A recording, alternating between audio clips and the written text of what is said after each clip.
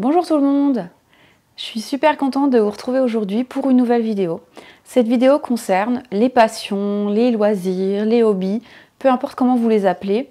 En fait, elle va concerner le fait de découvrir peut-être des nouvelles passions ou redécouvrir des passions que vous aviez quand vous étiez plus jeune et comment faire en fait pour savoir ce qu'on aime, ce qui nous plaît, ce qui nous fait vibrer et comment peut-être découvrir des nouvelles activités qu'on n'a jamais découvertes dans notre vie tout simplement.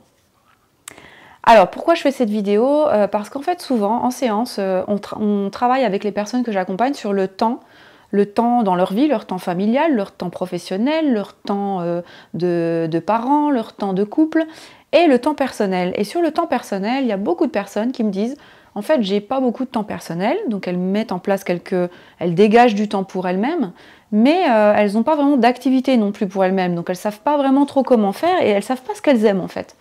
Et c'est pas évident, c'est pas parce qu'on est adulte qu'on sait, qu'on connaît, qu'on a tous des loisirs ou des hobbies ou des passions qui nous dévorent. Il y a beaucoup de gens en fait qui vivent juste une vie de travail et d'obligation et que ça fait tellement d'années en fait qu'ils n'ont pas fait des choses pour eux-mêmes qu'ils savent pas trop comment s'y prendre. Donc je voulais faire cette vidéo pour vous donner des astuces, en fait, des choses qui peuvent vous aider à trouver ce que vous aimez réellement faire dans la vie, ce qui vous fait du bien. Et du coup, ça va vous ouvrir tout un panel de possibilités pour vous sentir mieux, parce qu'en fait, vous allez pouvoir vous développer, être plus en harmonie avec vous-même, être moins frustré aussi, puisque vous aurez des journées avec des moments où vous ferez des choses qui vous passionnent peut-être, et du coup, ça sera des journées vraiment géniales pour vous. Vous voyez, quand vous commencez à avoir des activités qui vous plaisent et à trouver du temps pour ces activités, vous avez l'impression de vivre votre vie, en fait, de réinvestir un petit peu votre propre temps personnel. Alors, la première chose que je leur conseille souvent, on fait même des exercices des fois un petit peu d'hypnose là-dessus, ou de sophrologie, de visualisation, c'est de se rappeler, quand on était enfant, qu'est-ce qu'on aimait faire.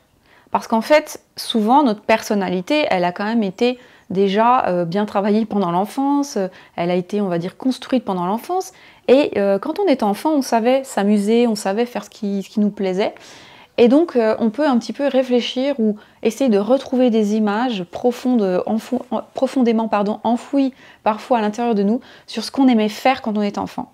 Par exemple, moi, ce que j'adorais faire quand j'étais petite, c'était trier les couleurs. Donc j'adorais par exemple mettre mes feutres par ordre de couleur, les vêtements des Barbie par ordre de couleur, le maquillage par couleur, maquiller mes poupées. J'ai toujours aimé la couleur, la peinture, l'aquarelle.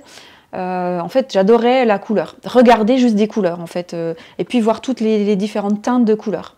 J'adorais également la musique. J'ai toujours aimé entendre de la musique. Je fais du piano depuis toute petite. J'ai toujours aimé cet instrument. J'ai toujours aimé écouter les notes et écouter tout un tas de musique. Eh bien, par exemple, maintenant que je suis adulte, ce que j'adore faire, c'est le maquillage. C'est regarder des palettes de maquillage, trier mes palettes de maquillage, maquiller les gens, me maquiller, faire des tests. J'ai redécouvert pendant le confinement l'aquarelle. J'osais pas trop, mais parce que je me disais j'ai pas de talent artistique, mais finalement avec YouTube, ça m'a permis progressivement de me remettre à l'aquarelle. Je vous en parlerai aussi dans les autres points. Donc vous voyez, c'est relié à quand même ce que j'aimais quand j'étais petite. On n'a pas comme ça des choses, c'est rare que ça nous vienne comme ça à 40 ans. Tiens, on découvre qu'on adore ça. C'est possible si on n'avait pas non plus beaucoup de loisirs quand on était petite, mais même sans parler de loisirs spécifiques, moi j'adorais les couleurs. J'ai toujours aimé regarder les couleurs et contempler aussi les choses. Voilà, même juste regarder les couleurs sans même faire quelque chose avec, juste les voir. J'ai toujours adoré voir ça. Donc voilà, rappelez-vous ce que vous aimiez. Est-ce que vous étiez plutôt quelqu'un par exemple qui s'occupait des autres ? Par exemple, vous vous occupiez de vos frères et sœurs, vous organisiez, vous étiez plutôt quelqu'un qui suit les choses, qui observe. Ça peut vous donner des indications sur le type de loisir sur lequel vous allez vous pencher. Deuxième chose, très importante, sortir de sa zone de confort. Justement, si on n'a pas beaucoup de loisirs ou qu'on ne sait pas ce qu'on aime, il va falloir qu'on teste des choses. Et pour tester des choses, il va falloir aller des fois un petit peu au-delà de nos peurs. On va avoir des peurs qui vont survenir, c'est obligatoire. Quand on est dans notre zone de confort, ça veut dire qu'on est dans une zone où on connaît déjà tout, et donc on n'a pas de stress, on n'a pas de peur, parce qu'on fait toujours la même chose.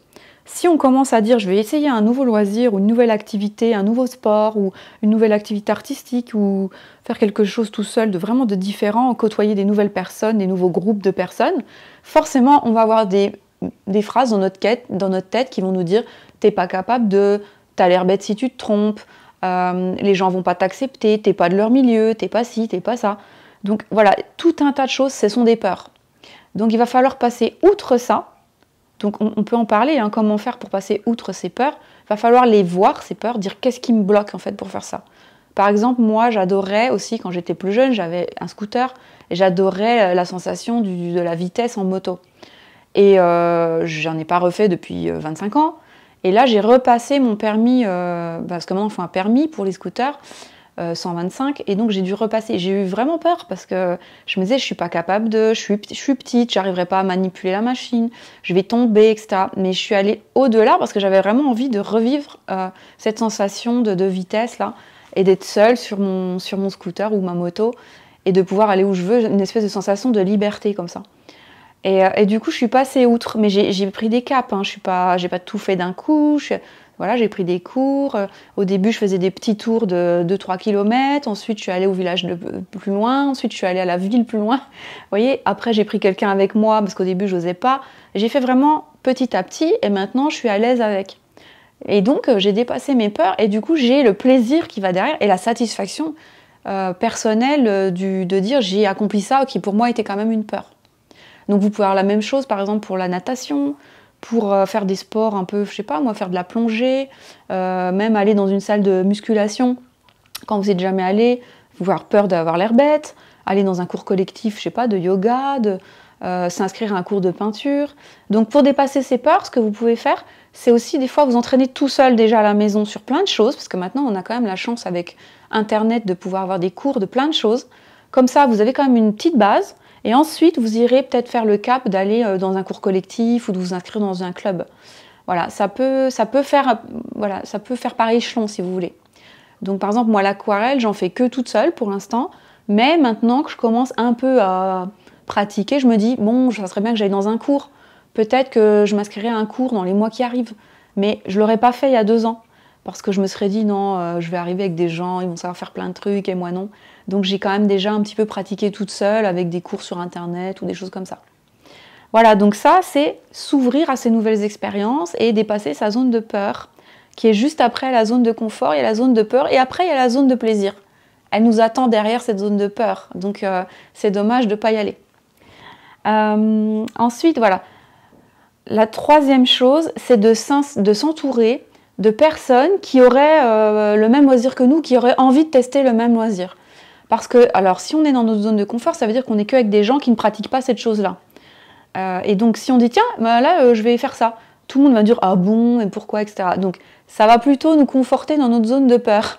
Donc, ce qui peut être bien, c'est de vous entourer d'une communauté ou sur Internet ou d'amis où vous savez qui pratiquent cette chose-là. Bah, vous dites, tiens, je sais que toi, tu fais ça, est-ce que je peux aller avec toi ou est-ce que je peux essayer? Et de ne pas y aller tout seul. Ça peut vous aider, ils peuvent vous donner des conseils, des gens qui seront bien sûr dans la bienveillance, ils vont surtout pas vous juger parce qu'eux aussi, ils ont été débutants dans cette activité. Donc vraiment, vous entourez des personnes qui comprennent cette envie que vous avez parce qu'eux, ils l'ont eu. Et ils sont peut-être plus experts que vous, mais justement, ils vont vous aider à faire ce chemin. Autre astuce qui peut vraiment bien marcher, c'est du coup de vous fixer des objectifs personnels une fois que vous avez testé une activité. De dire, bah tiens, je me fixe un petit objectif, par exemple, toutes les semaines, je me fixe un objectif pour voir si j'y arrive. Ça peut être un objectif que vous vous dites qu'à vous, ou que vous dites à votre famille, ou que vous dites carrément sur les réseaux sociaux. Si c'est par exemple quelqu'un qui se remet au sport, il va aller courir, au début il va aller courir 2 km ou 1 km, puis après il va courir 20 minutes, puis 30, et puis il se met des petits défis comme ça toutes les semaines, et puis il peut partager ça. Ça va être extrêmement bon pour l'estime de soi. Moi je le fais par exemple sur l'aquarelle. Je m'étais dit en objectif, par exemple, je pars en vacances, je prends ma petite trousse d'aquarelle avec mes petites feuilles et je ferai des petits dessins d'aquarelle à la plage ou voilà, quand je pourrais contempler un beau paysage, j'essaierai de le peindre sur comme une petite page, un petit peu comme une carte postale.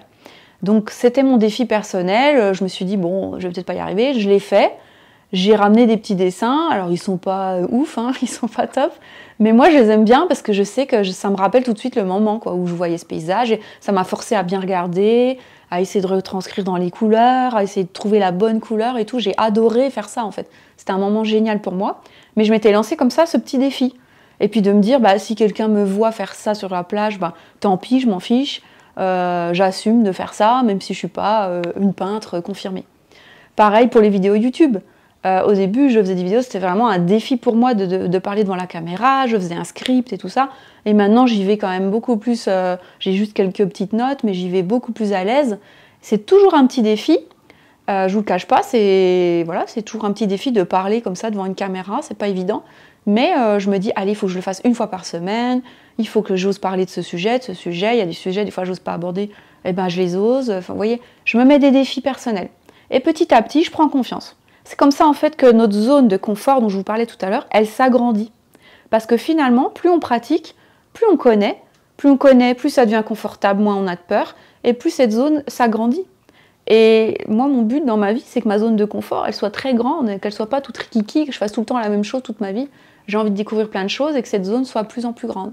Vous pouvez le faire pour les voyages, de dire, par exemple, moi j'avais une cliente qui n'osait pas partir en voyage seule. Donc, elle s'était mis le défi de déjà partir en voyage seule, mais 2 jours en France, en voiture, puis ensuite en train, une semaine, et ensuite prendre l'avion, vous voyez, sur plusieurs mois comme ça. Elle s'était mis des défis un peu pour s'habituer à voyager seule, parce qu'elle avait vraiment envie de le faire, mais elle n'osait pas.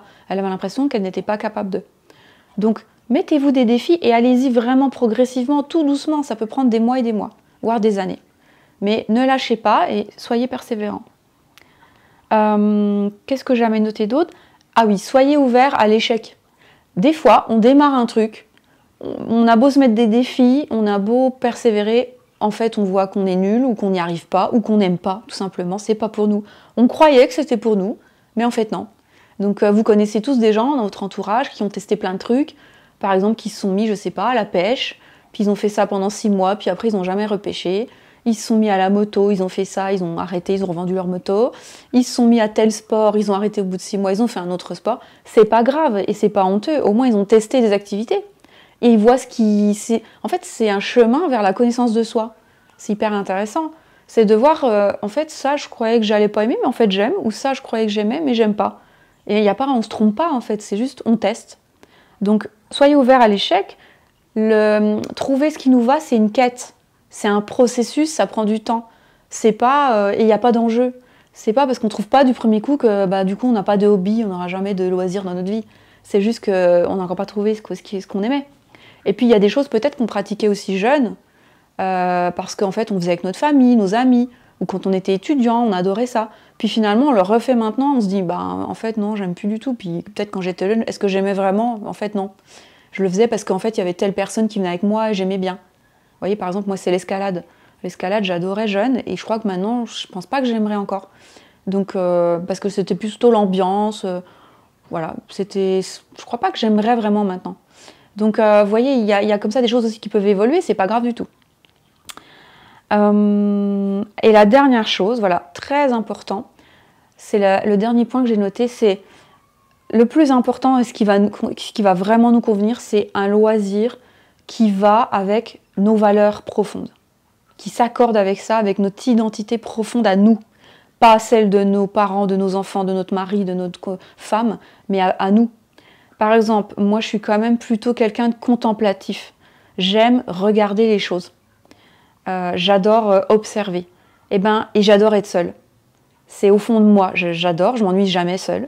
Donc je vais peut-être pas aller vers des loisirs où je suis avec plein de monde autour de moi et il faut échanger tout le temps, etc.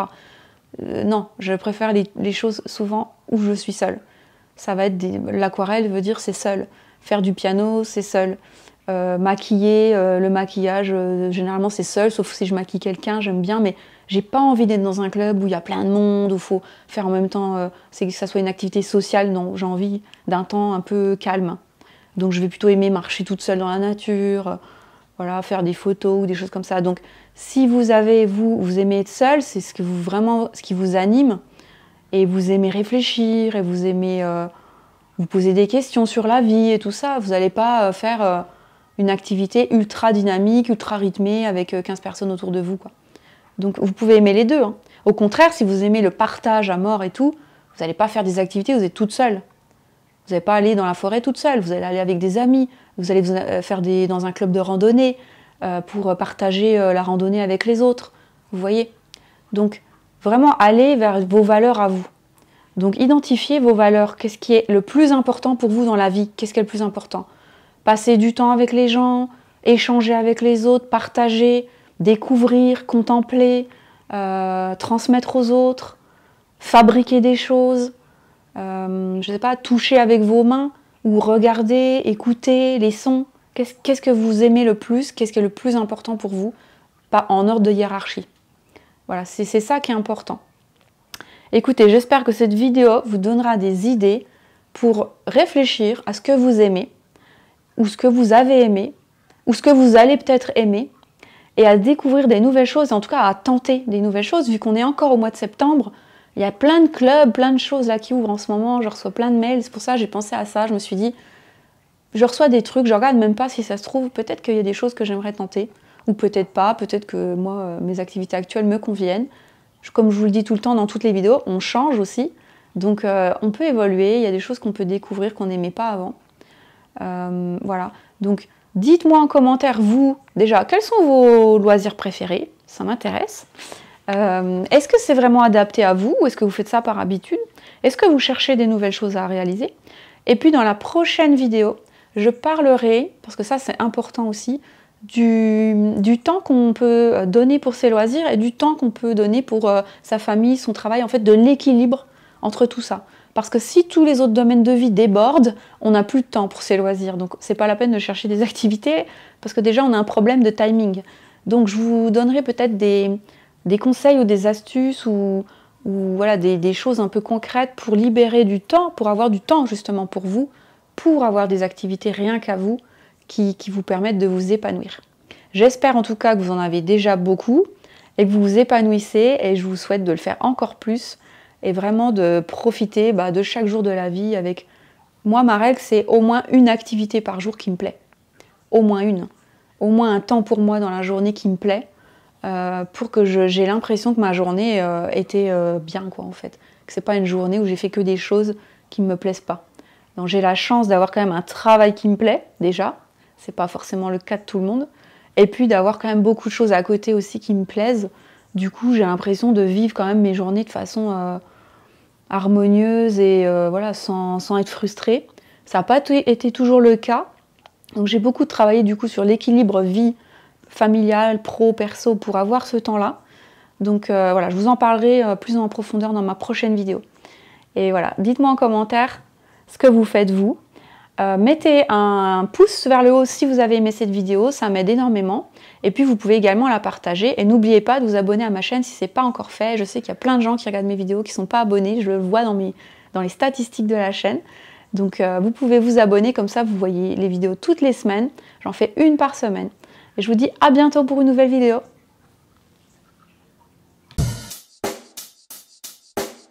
Check the mic and make sure it sound right, boys.